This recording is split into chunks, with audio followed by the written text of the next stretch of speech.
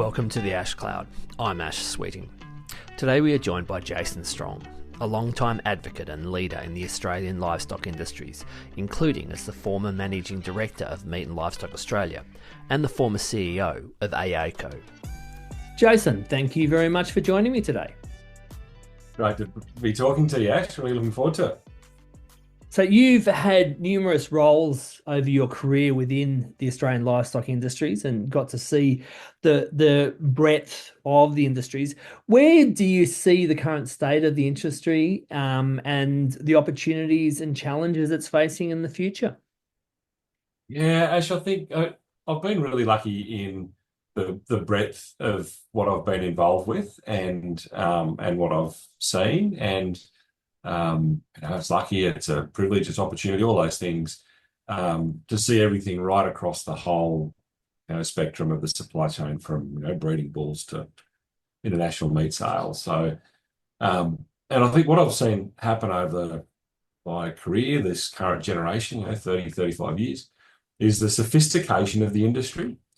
And we've made this massive transition to where we're now a much more sophisticated supply chain, and the connection from production all the way through to high quality consumers. And we can dig into a few of those details. But the questions about the opportunities around execution. How do we actually execute, take advantage? And the word I use a fair bit, which raises some eyebrows, is exploit. And it's exploit in the best possible way, not in the taking advantage.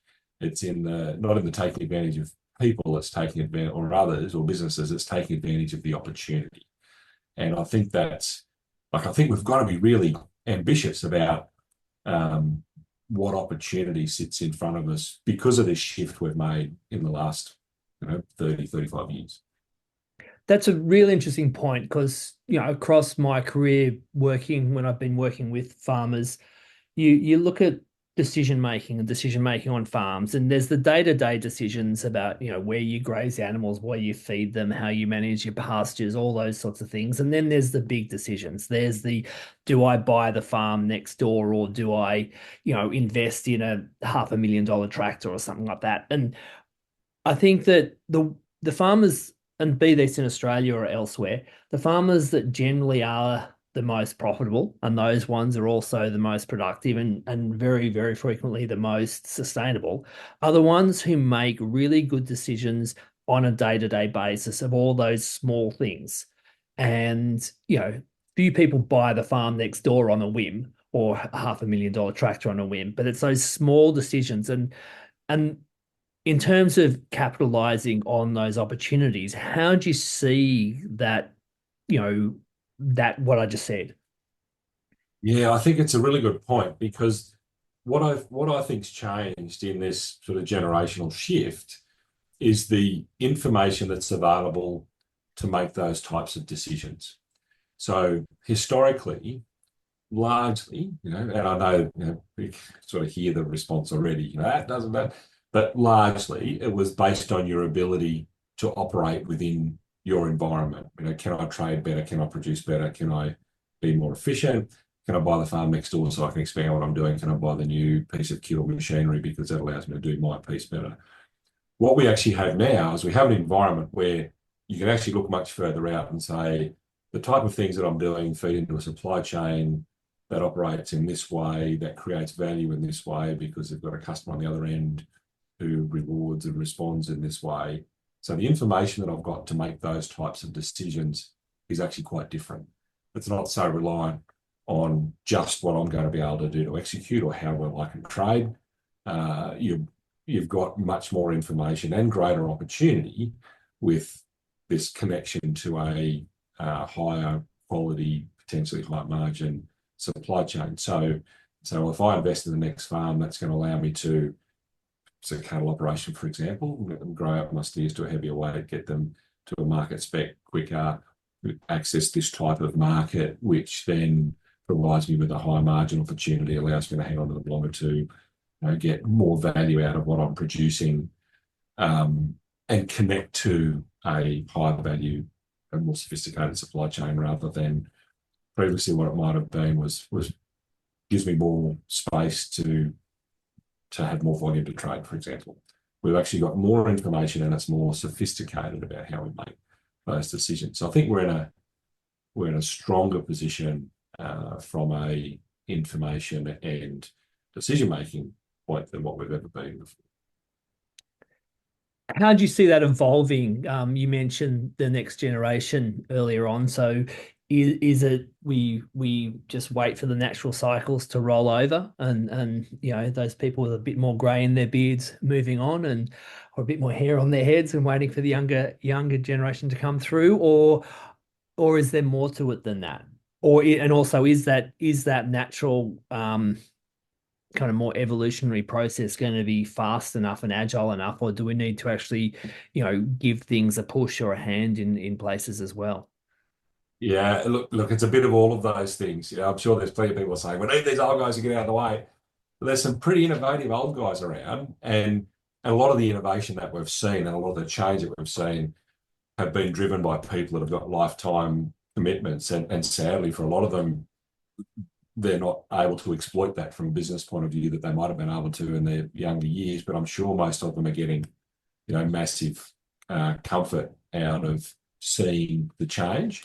But I think it comes back to this execution piece and the opportunity to execute and exploit and go hard. I think that's what we've got to focus on. How do we actually drive these things harder? So you go back 30 years or 35 years, whatever it is, we didn't have a national ID system. We had limited or no quality assurance programs. We had terribly inconsistent, terribly eating product. We had pretty ordinary market information. We had a real disconnected supply chain, really fragmented, and we had one free trade agreement with New Zealand. Right? So we now have traceable, quality assured, highly consistent, high quality product where we've got good real-time market information that we supply into a sophisticated supply chain that now sells into the highest quality markets. We've got preferential access. We've got 16 free trade agreements. The only major market that we don't have a free trade agreement with is the EU. And everything else, we actually have preferential access. So we've gone from absolutely being a commodity industry and product to being an industry now where we have a connected, sophisticated supply chain producing a high quality, highly credentialed, consistent product that we can sell into markets where we've actually got preferential access. So we've really got to lean in to these opportunities and say, how can we actually take advantage and exploit this position that we're now in, that we produce this type of product that's this consistent, that's this quality, and we have access to these types of consumers? How do we actually lean in and drive that harder? So I think there's a lot to dig into there in terms of to dig into that harder. What's needed in terms of, is it capital, is it technology, is it education, is it partnerships, is it governments and leaderships in terms of the free trade agreement. But before we jump into that, I think something that's really interesting that's come up, and that when you look at so many things in livestock and food supply chains, the ability to capture value is frequently down near the consumer end. That's where the highest price is, and that's the ultimate, destination of the product. Whereas the ability to actually create that value starts way back before the animal is born. It's the genetics, it's the pastures, it's all that management. And it's fine for those people at the end to make a lot of money, but the people at the front, the producers and the farmers, they're not going to make changes unless some of that travels back down. So in terms of how that value, and the way I think about it is, it doesn't need to be shared kind of equitably enough, but it needs to be shared equitably enough for it to be in everyone's interests for the whole supply chain to move forward.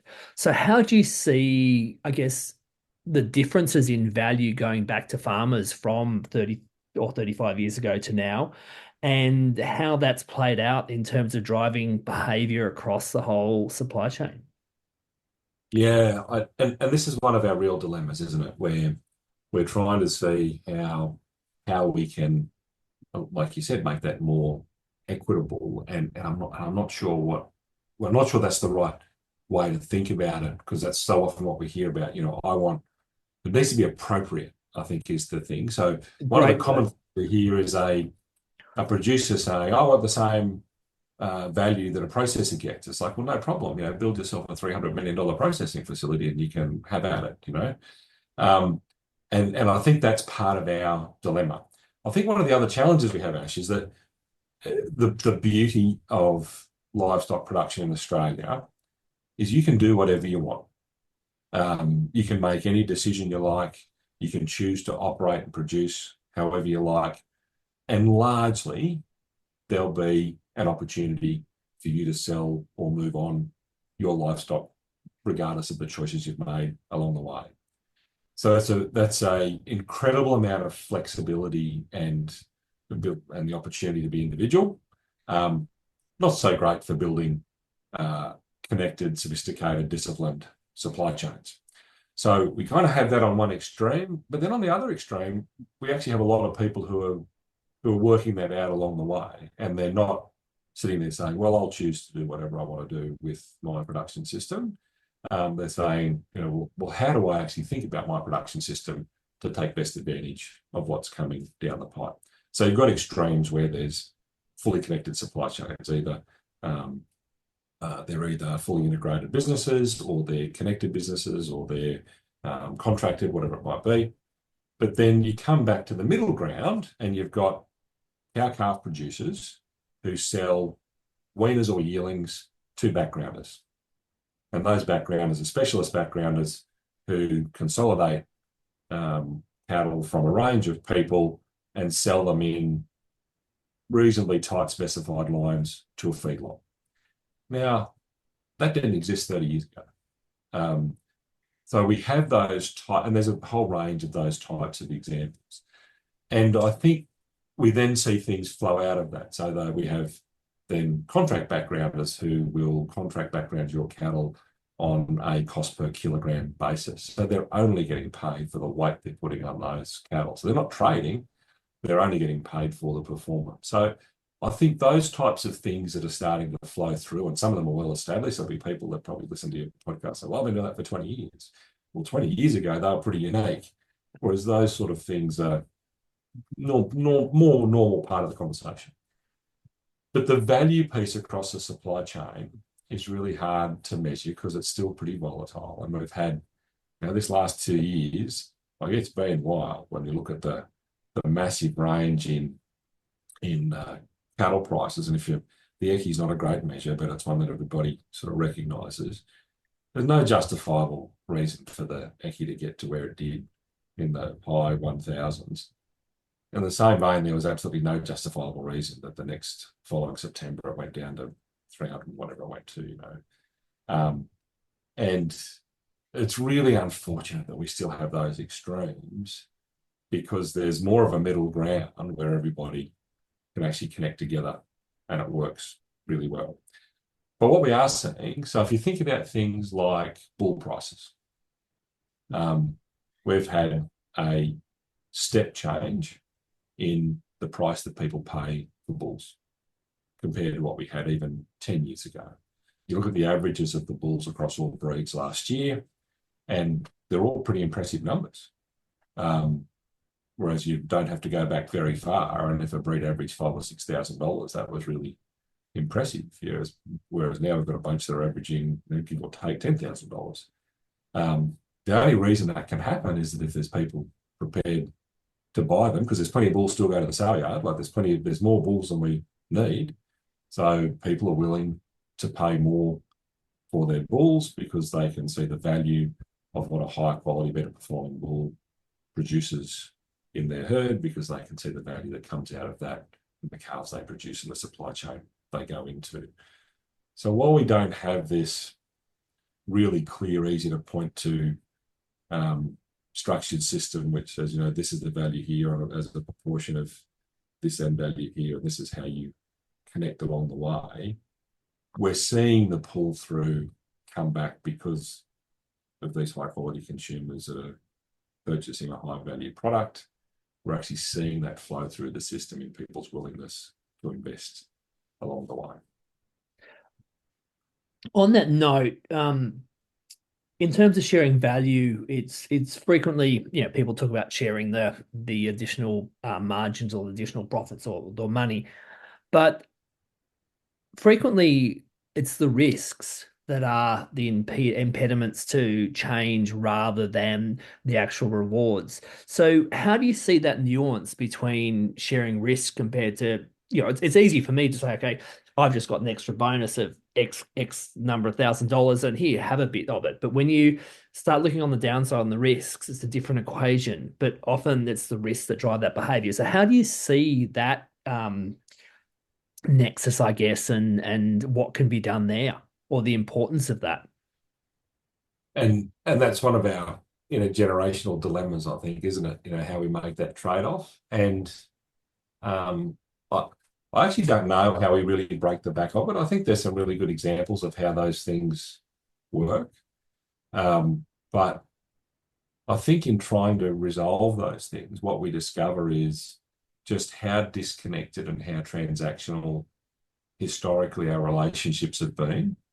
And you hear a lot of the throwaway line analogies about you know a producer will go to a different market for 5 cents, or it's that type of thing which people really struggle with. I think the bigger thing that makes it difficult in that environment is where we see such a big variation in price.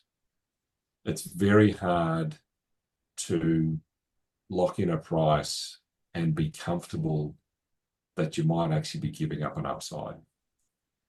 And we haven't found a way to comfortably make that trade-off between reducing risk and trading off an upside, which is what you do. It's one of the best ways to manage your risk. It's like I'm quite happy to give up the potential for this to ensure that this actually doesn't happen for me. And there's plenty of examples in financial markets and other things where those types of products work very, very effectively. But I think it's partly because of our because of the volatility in our prices that we so often see. It's hard to get the perspective of where that sits. And maybe too, actually, I think it might also be the variation in profitability, where someone can actually be a reasonably low cost producer, so the price they need to make X margin might actually be quite different to someone who's producing a high quality product, but they're also a high cost producer as well. So because we have this big range in our production system, it's really hard to make that fit. That said, that's one of our greatest opportunities, is to find better ways to make that connection back from the consumer. And because we've got more money coming into the system, because we're producing a high quality product that's more consistent, we've got preferential access to markets where these high quality consumers, and we don't produce much of the world's product. There's 85 million tons of beef or 80 million tons of beef consumed per year, and we're going to export a million, give or take, a bit more this year. So we need 1.5% of the richest, hungriest people to like our product.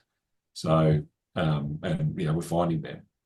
So we're getting the pieces in place. So we get right to the so what bit of that. The opportunity's there. If you're prepared and willing, and you can find the right partner, absolutely the opportunity is now there, where we have the mechanisms and we have the market conditions where we can absolutely do what you were saying as part of the question, to trade off this risk component. We're absolutely in an environment where we can now do that. When I was doing my MBA, which is now a decade or so ago, I did a analysis of the Australian grass-fed beef industry, and on what you were saying there, it wasn't uncommon for a producer to book a load of cattle in with 2 or 3 different processors, and the day beforehand they'd ring around and the 5 cent comment you made, they'd send them to the one that gave them the highest price, and then do a no-show with the other two. And going back to the risk side of things, by doing a no-show at the person that you've booked in, or two of the people you've booked into, you're increasing the risks for your customer because they don't know what's coming in through the door. That takes means that basically everything that's coming in, they don't know what the volume is, what the quality is, what the age of the cattle is, and all that sort of stuff, which also makes it very hard for them to move off spot markets and on sell product because they don't actually know what's coming through. So there's that whole, by providing more information to your customer, they can then create a value product for their from their customer because they can get premiumize the products in advance rather than just going, oh, this came in today on the spot market. So I guess that collaboration piece comes into it. And on that side of things, is it a matter of trust, or do we need to have systems or technologies or, legal frameworks or contracting or whatever in place to help facilitate that? Um, I think it's a lot of those things, but as you were describing that environment, the very thing top of my mind was this is going to be an opportunity to talk about trust. Because that's one of the most critical things. It doesn't matter how good our contracts are or how sophisticated our supply chains are, unless we can build better trust in the system.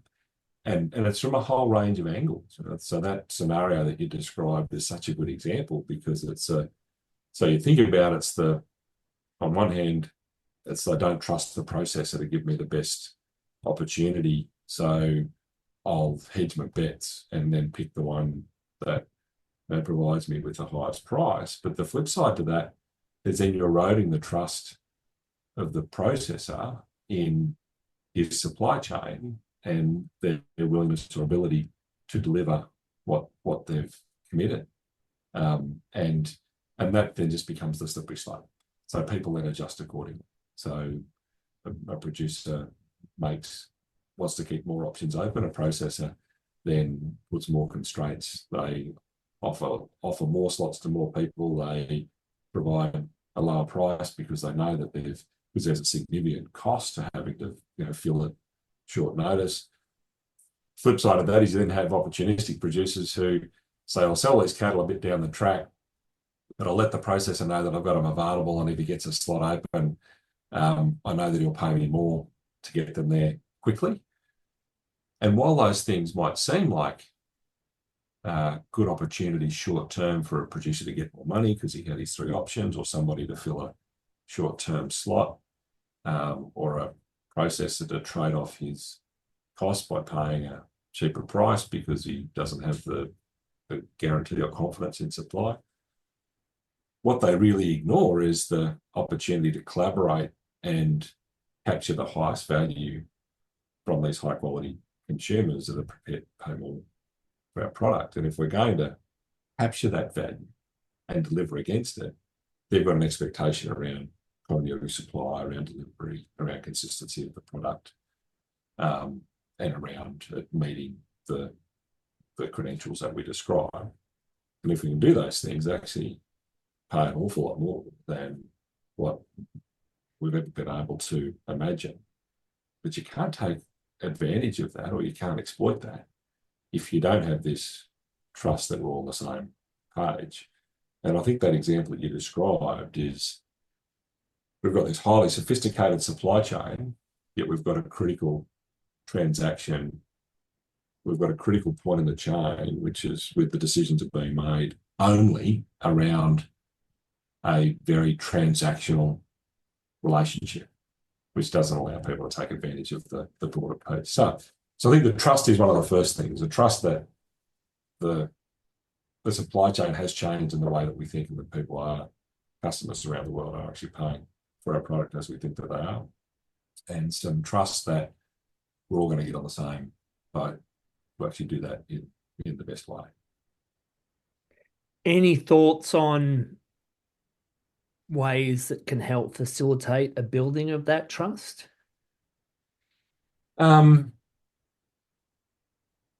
I think there's probably some good examples. There are some good examples about how people are doing that. And some of it's taking a someone being willing to take a first step. And I think there's some good examples with on both the processor and production side in trying to build those types of relationships. I think the feedlot sector is a good example of how we're starting to break that down. You see the structure of some of those feedlot businesses that are building banks of really consistent suppliers because they know that the feedlot, as a lot of the feedlots 20 or 30 years ago were a little bit seasonal or market driven, whereas now they're such a critical part of our production system. More than half of our processing cattle come through a feedlot now. So I think there's some good examples about the types of relationships that are being built between suppliers, backgrounders, and feedlotters, and then also the feedlot supply into the processors, where it's interesting that the processors haven't invested in feedlots at the same rate that the feedlot industry has grown. So a lot of processors have feedlot capacity, but the feedlot supply for them has grown significantly faster than their own capacity. So they've got a willingness to contract or buy from independent feedlot companies. So we're seeing that trust absolutely build there because those processors are building these high quality consumers that actually have a absolute expectation about the type of product that they're going to get, and it makes us more competitive in those high quality markets as we produce more of a high quality product. So they're putting their reputation and business at risk by making those types of commitments. So they've got to have the trust in the feedlotters to supply. So I think we are seeing those sorts of things change, and the feedlot sector is one of the critical points in allowing us to take advantage of this more sophisticated supply chain. Talking about consumers, depending on who you speak to, there's an estimate that the demand for animal-based protein will increase 40+% over the next 20 or 30 years. A lot of that will be in sub-Saharan Africa and potentially in South Asia. And at the same time, there's an increasingly vocal part of the community, much more in the global north than the global south, that's saying for climate reasons, we need to move away from animal feed. Where do you see, I guess, that debate going, how the industry is positioning itself in that debate, and what needs to be done to improve the sustainability of the industry to ensure that people have trust that they can have a good quality protein, but they're not actually damaging the environment at the same time. Yeah, so this is one of the real topical things, isn't it? And as an industry, we've got to get better at telling our story. Absolutely, we've got to get better at telling our story, both internally and externally. We've got to have more belief ourselves that we are doing the right thing. Not only are we doing the right thing, we're doing a good thing with the type of product we produce, the type of food we produce, and how we go about it. And there's examples where we can do it better, but largely we're absolutely doing a good thing. We're absolutely committed to being good custodians of the land that we operate on, and we're really committed to producing a high quality product and very valuable food source for the world. I think one of the biggest issues that we see flow through is this is one of the really good examples about the problems with privilege. And the developed world, and Australia particularly, we are incredibly privileged. We are incredibly privileged. And I've travelled a lot over my career, and even in recent years, I still travel a fair bit. And here in Australia, there's not many countries that are remotely close to the amount of opportunity we have. The downside of that is that we can make a choice to do absolutely anything we want as individuals, and we'll actually be okay. And we can make a lot of really bad decisions as an individual and we'll still be okay. Unfortunately, that flows with that, we can then get ideas about what we should or shouldn't be doing, and we have freedom of voice to actually say whatever we want about those things. So we can get an idea in our mind about issues with the climate, and then we get ideas in our mind about who's responsible for it. Let's pick a cow, because everybody knows what a cow is, but I won't necessarily be affected. And let's come up with a view, doesn't have to be validated, that allows us to blame the cow and not do something about that ourselves. And that conversation has really got away from us, unfairly, dishonestly, however you want to put it. And we've got to do a much, much better job of actually getting in front of that. So there's also, though, then a range of things that sit behind it that we're seeing play out. So there's a very, very different position opportunity challenge between the developed world and the developing world. And livestock agriculture is an easy target around emissions because you can talk about things which people can easily believe. This is an animal that eats all of this food. It's food that we can kind of imagine that should be used for humans, but 85% of it can't be.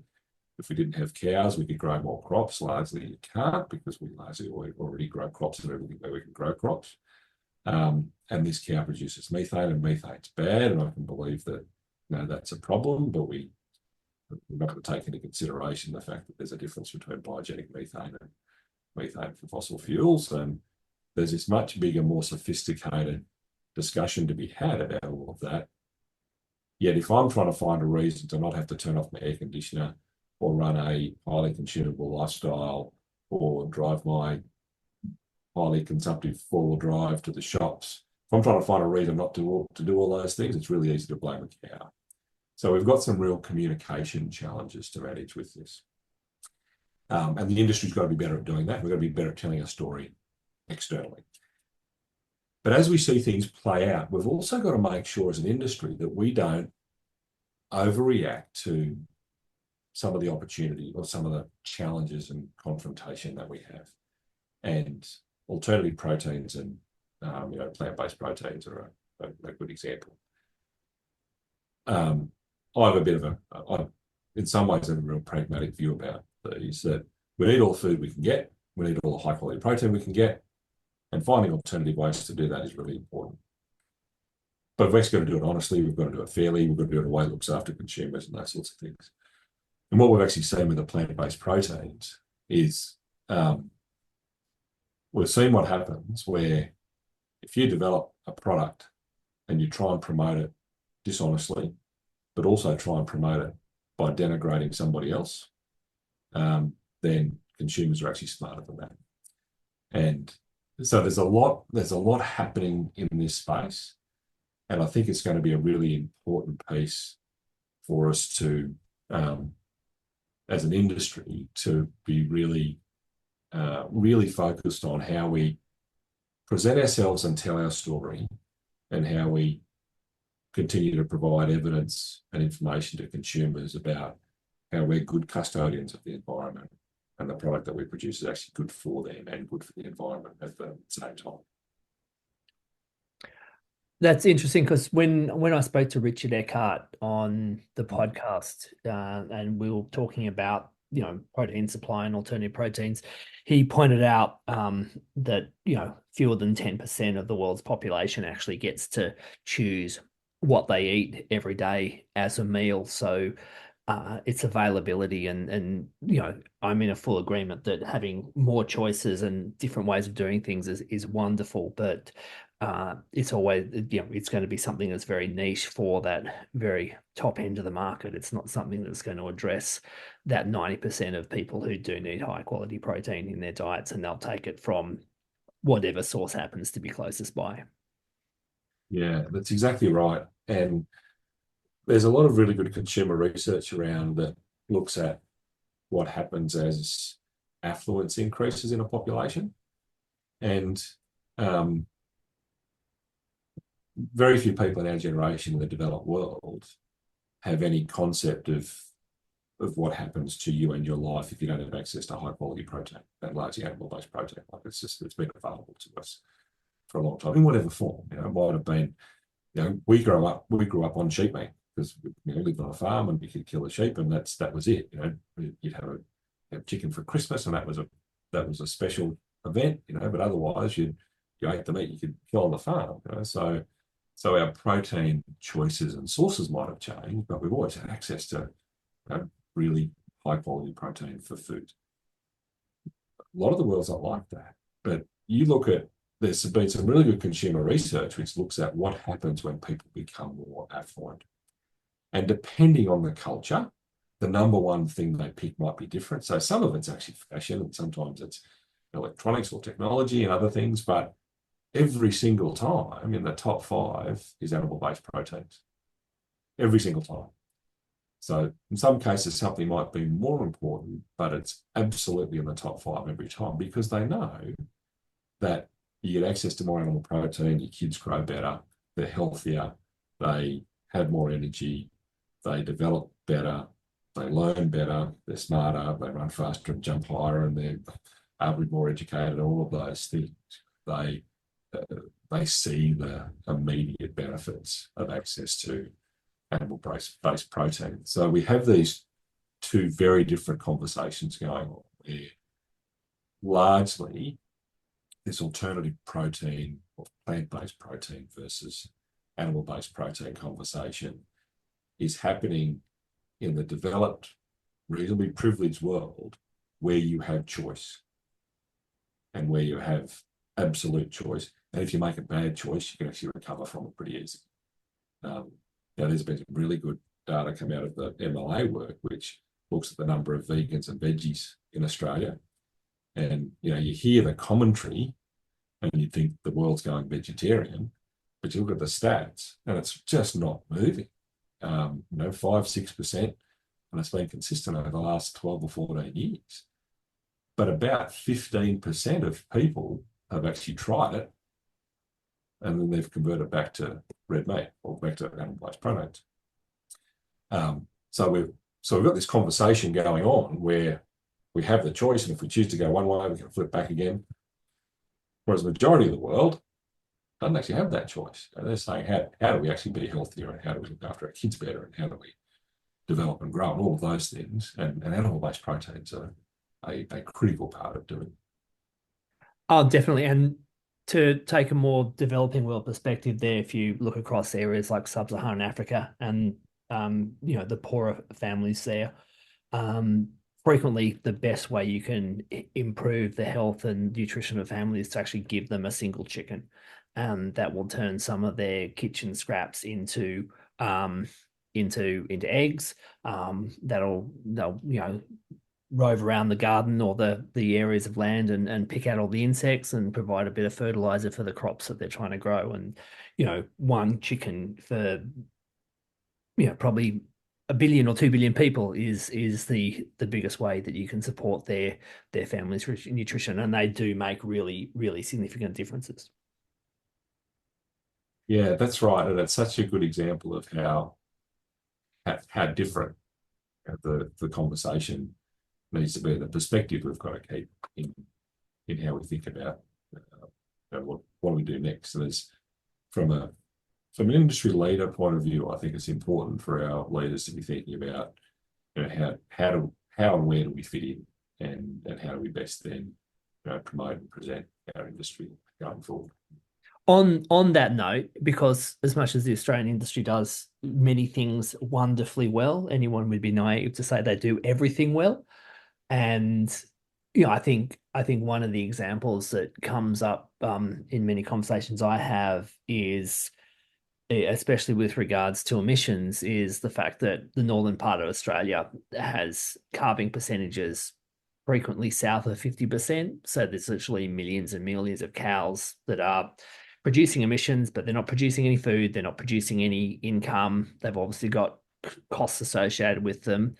And, where that's one area where I would see low hanging fruit in terms of not impacting food supply or farmer livelihoods, but impacting the environmental footprint. But where do you see, I guess, the priorities and the opportunities to improve the Australian industries?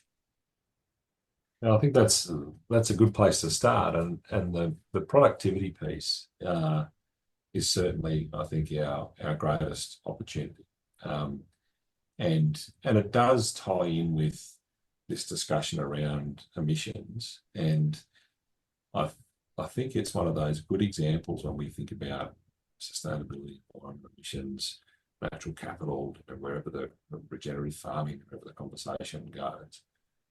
Um, Going back to one of the things I was saying very early on about our ability to choose to do whatever we want. Um, as a result of that, we can have pretty wild views on things as well, and that's okay with everybody. Well, not so okay with some people, but largely it's okay. Um, so one of the challenges I think we have is that um, we have a lot of discussions around not doing stuff, or you think about the environmental piece, we have a lot of discussions around the principle of whether we're having an impact on the environment or not. And that actually gets us distracted about what we might do. So I think one of the greatest opportunities we have is making progress for the industry that's efficiency, productivity driven, that actually then has other knock-on benefits. And there's a whole range of things that we can talk about that are like that. The feedlot sector is a perfect example. You've got a cow-calf operator who produces X number of animals, and you're worried about land degradation because they have varying seasonal conditions. You provide them with an opportunity to turn their animals off at an earlier stage and reduce the total number of stock they've got on the property, which allows them to manage the land better because they can send them to a feedlot and get rewarded for the performance of those animals at a younger age. What a fantastic solution. You can sit there and have a conversation about how they should manage their land differently to reduce erosion, for example. But it's a very different conversation if you say there's an opportunity where you can actually make your life easier and turn off your animals sooner, reduce your cost of production because they're turning off sooner, and be rewarded for the genetics that you're invested in by selling your cattle to a feedlot. And I think finding ways to connect those things from the productivity side first is where our real opportunity sits, because we'll have a lot of people interested in what we're doing, and there's not very many of us that are cattle producers, and there's a lot of people that are very interested in what we're doing. So there's a lot of views sort of come at us, and the environmental one's a good example. So we think about Northern Australia, and I think the example that you used is a really good one where we can have a conversation about the enteric methane from the base cow herd that we have operating in Australia, and this is the biggest issue that we have. And one of the best things we can do about that is get some more calves. So get more of them in calf, keep more of those calves alive when they're born, and then have those calves that are born grow a bit faster. And we make a material impact on the calculated emissions intensity from the Northern Australian cattle herd, which also have a material impact on the margin and profitability of the industry as well. So we come at it from a productivity side, and we actually get the benefit of the sustainability, environmental benefits as well. Whereas if we come at it from the side that sounds like we're saying to them, we don't think you look after the land very well, so you've got to do stuff different so that those of us who don't live on your land feel better about the environment. It's a tough sell right from the start. Whereas if we can be coming at it from a point of view to say, we've actually got all the right intention here anyway, and we can actually drive an increase in productivity where small incremental gains can have a big knock on to other things as well. And I think that opportunity flows right through our supply chain. So Northern Australia is a good example. You can look at the calving rates, the pregnancy rate, the survival rates of calves, the growth rate of those calves, and then the performance from weaning as we manage them, shrinkage as far as the handling and managing those cattle. We can look at our feedlot performance as far as the condition that animals arrive and how will they condition when they get there. And there's a range of things that we can do through the feedlot sector. And then we get to the processing sector. And knowing that we've actually got these high value, high quality consumers to have a willingness to pay in these markets so we have preferential access. Like, how do we actually get them the highest quality, highest value product possible? So when we get in the processing sector, if the processors have a better idea of what's coming in and we're getting better technologies that allow us to sort and manage the stock coming in, and we know they've got consistency, so we have less people booking their cattle in with 3 different processors and then picking the one. And then when we get them in the plant, the earlier that we can have interventions that look at quality of the product, but it's not just is it the highest quality Wagyu or not, but quality of product as in how well does it comply to a specification to maximize the value from that spec. So if we're going to sell trimmings into the US that are making, they keep going up each week. I'm not sure what the price was yesterday, but the 90CL price in the US keeps going up. And if we're going to sell them in that market, then overfat light muscle cows are not very helpful, right? But heavy muscle lean cows are incredibly helpful. So how do we actually make sure that as early as possible in that piece? So what measurements can we take on the slaughter floor? How do we actually transfer the information through so we can better line our product to better meet the specification so that we can maximize the value? I reckon we can create and capture more value by the way that we line up and manage what we already have through the system rather than having to create something new. So firstly, that those trimmings over here in the US would be the perfect market for some of those older, big, non-pregnant Kimberley cows that are running around across the top end. But in terms of, I love what you said there. I think there's a lot of really, really important things there. A lot of what is there is not actual rocket science or that complex, but it requires behavioral change. It requires understanding the stages of or the metabolic state and understanding stuff about the animals, as well as a bunch of trust and a bunch of collaboration.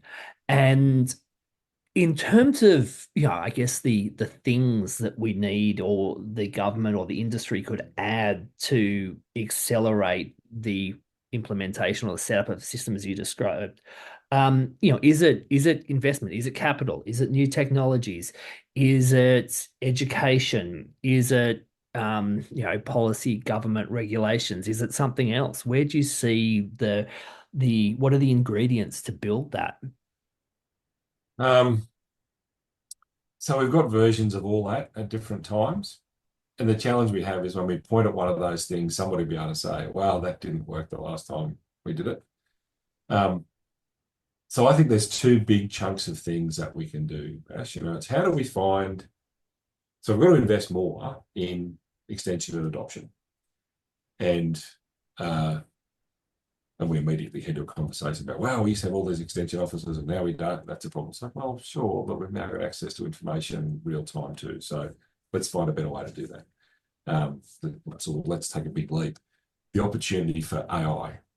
So people get scared about these bots that can replicate people and talk about stuff. But artificial intelligence, AI, rather than yes, artificial that's right. Yes. That's right, as opposed to the insemination AI.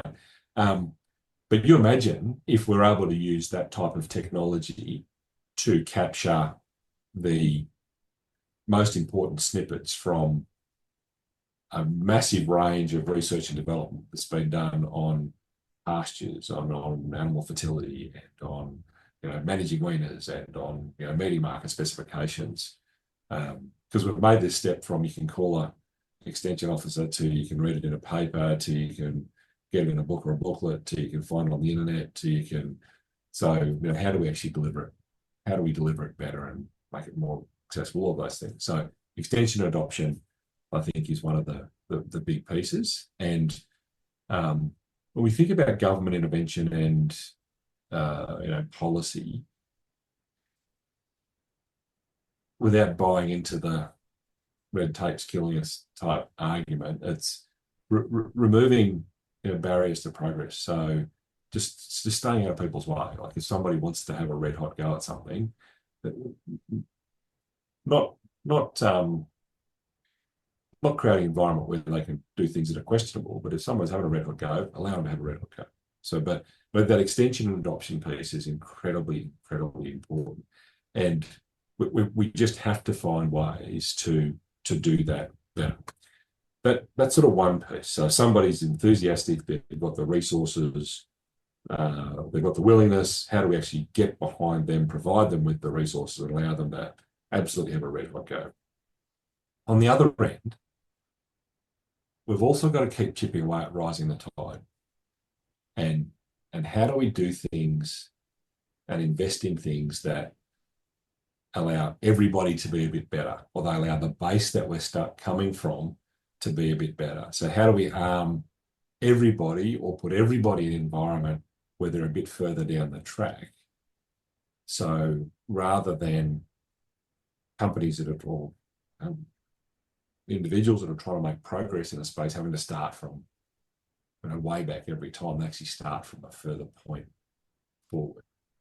And MLA had a really good example with the feed-based monitor program, where for decades now we've had some version of satellite biomass imagery, but the challenge was how people actually access that information and the combination of information they had to get together around property and lot numbers and PICs and registrations to get themselves connected. But the MLA crew and tracebale labs put together a program to do that more readily, so everybody could actually get a base level of information and satellite measured biomass information. And that did a couple of things. It provides the opportunity for everyone to then see and feel what that looks like. So you've actually got a much higher level of entry point.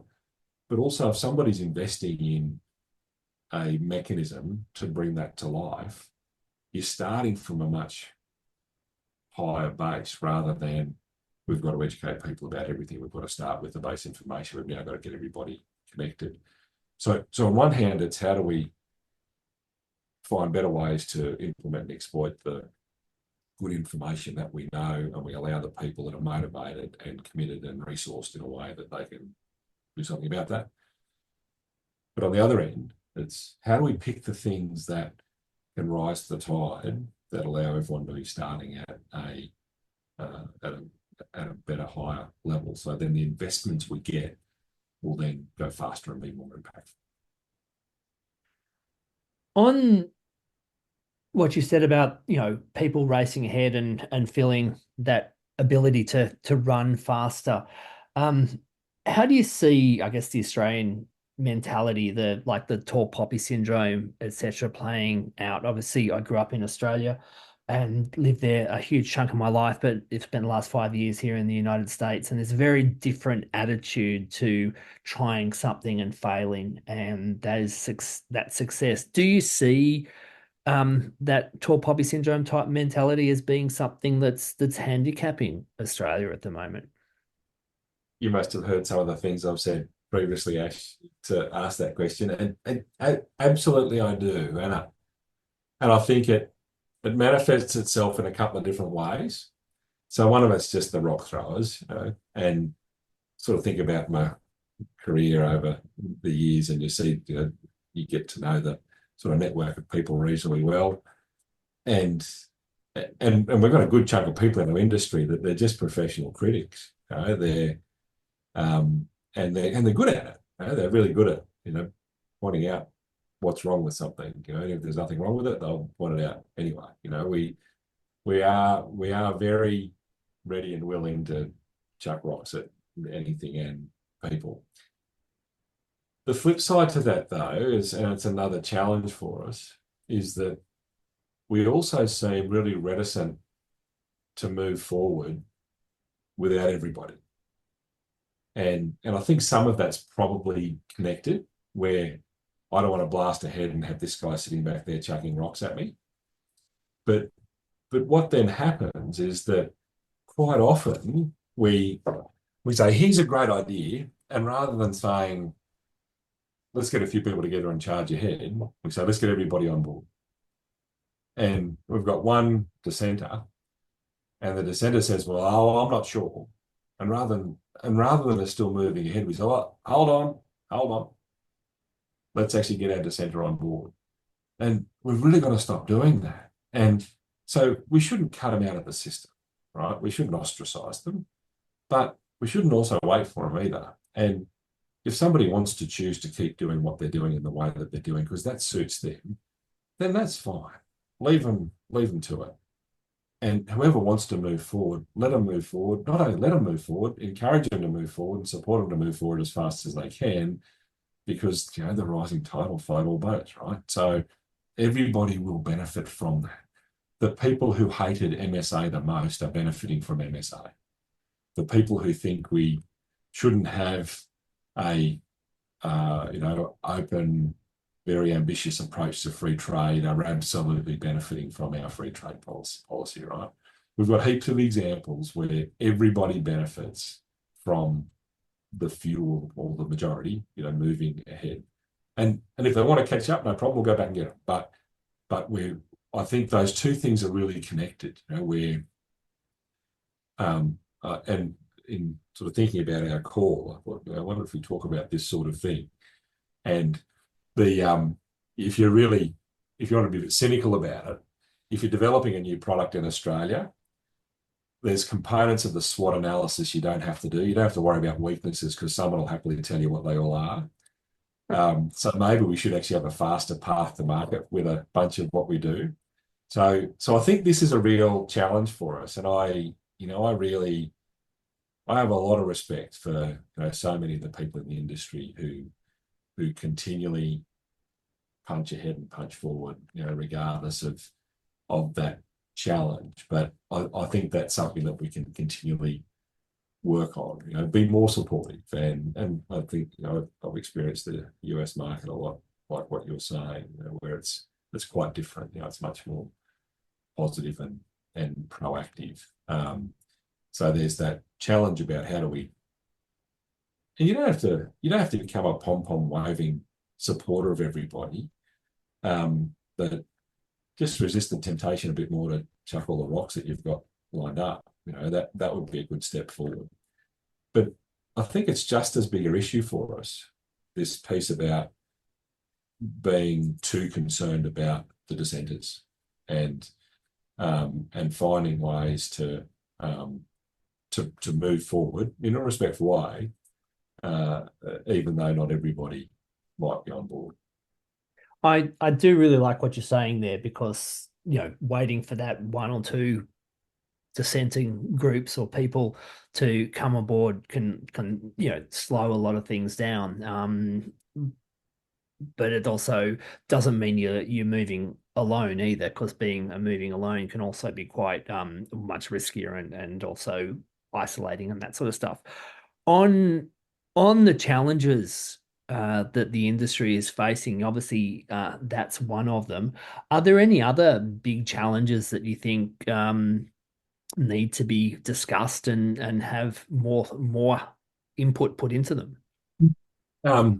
Yeah, so I'm the glass half full guy, right? So, and I think there's plenty of people that I've worked with over the years that say too, annoyingly, so often that is. And I have such a strong belief in our resilience, our ability to develop solutions, respond, and solve problems.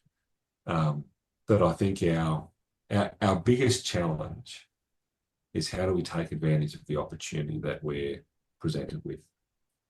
And I'm sure there's plenty of people who say, what's our biggest challenge? Our biggest challenge is exotic animal diseases, for example. But the fact that we don't have those things here is the demonstration of actually how good we are at managing that system. And, I get really concerned when people say things like, it's not a case of if, it's when. It's like, well, why? There's no evidence to support that. We should be flipping around the other way and say, how do we actually double down on the things that we've already done well and actually keep doing them better? And And that's the same with our markets, or it's the same with our customers in the supply chain. So we've absolutely got challenges. But you go back to that commodity era when our challenges were, the currency shifted a cent, the sale yard price of cattle would change the next day. Obviously, there's a whole bunch of people in the industry that couldn't tell you what the currency range was last year. It's just no longer something which drives the the up and downstream positioning of our industry. We have a lot of things like that which we've done such a good job of dealing with. And the other point I want to make about our challenges is that we've got to recognise and have more confidence in our ability to deal with challenge. So we get presented with a material challenge like access to China, and the amount of chicken littling that goes on when those things happen. Like every time something like that happens, it's this, it's going to be terrible, it's going to be bad, and it's, this is going to, and every single time we work out a way to fix it. We work out a way to get in front of it. Like our history, 100% of the time that we've been presented with a significant challenge with our industry, we've actually found a way to get in front of it and solve it. Varying levels of pain along the way, but we're so good at working out how to actually get in front of and deal with challenges when they're presented, whether it be droughts or floods or market disruptions or whatever it might be. And I have absolute confidence that whatever presented with, we'll be able to do the same. So there's a great big list of things which are challenges for our industry. But I actually think one of our challenges is that we don't take advantage, and we don't not to the level that we can exploit, take advantage of the opportunities that we're presented with, because we've done such an amazing job to position ourselves in the way that we have with the systems and processes and type of product and market access, market information that we have. But I think that's one of our biggest things in front of us. Given the current geopolitical tides and flux or uncertainty, whether it be China or some other market, that chances are there'll be something flying in from left field at some stage in the not too distant future. And maybe the whole concept isn't, okay, we've set up this trading partner X and we're going to now export to them at current volumes or volumes plus X% for the next 50 years. Is there a need to start thinking about things? It's like if you're heading out to sea and expecting it to be calm and you get, it's not, then you probably shouldn't be surprised. Is there more awareness needed in terms of the situation or the geopolitics of the world and what that's going to look like, and becoming appropriately agile or adaptable, because that's going to be expected?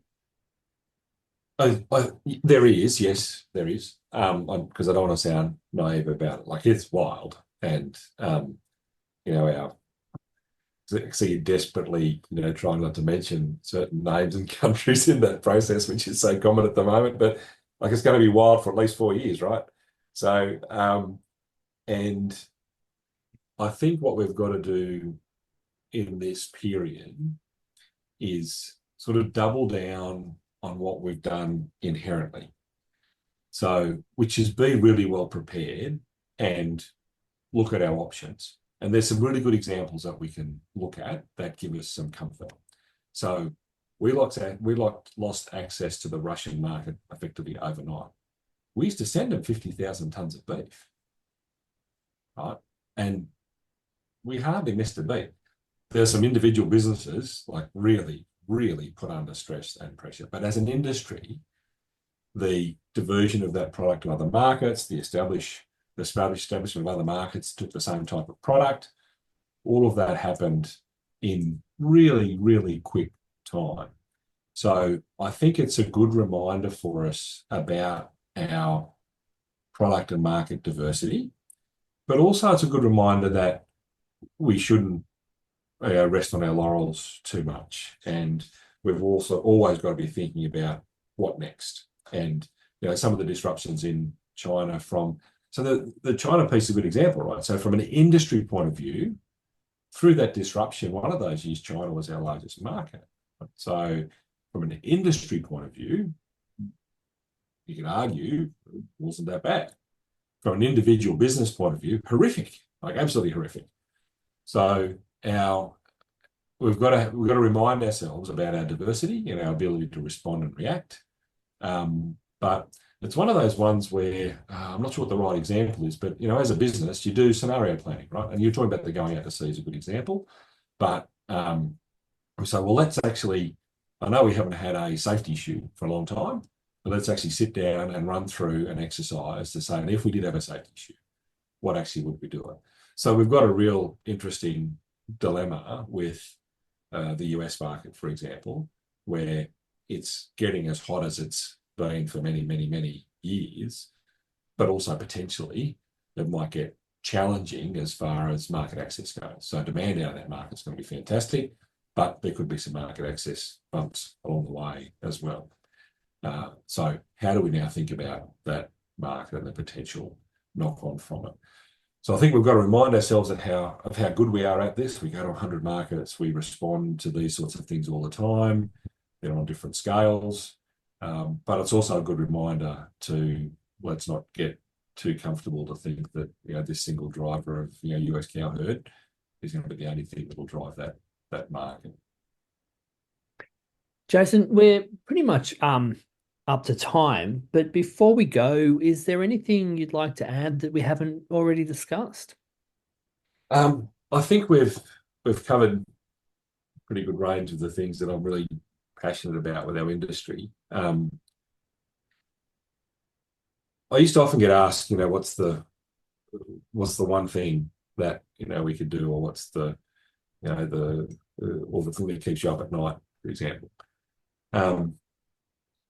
I think as an industry, if we can find ways to point forward, and that's not all being the same, that's not all agreeing on the same stuff, not necessarily all going in the same direction and the same destination, but pointing forward. And I think it connects back to the bit we were talking about with the dissenters, or with the tall poppies, or the adoption of technology, or solutions.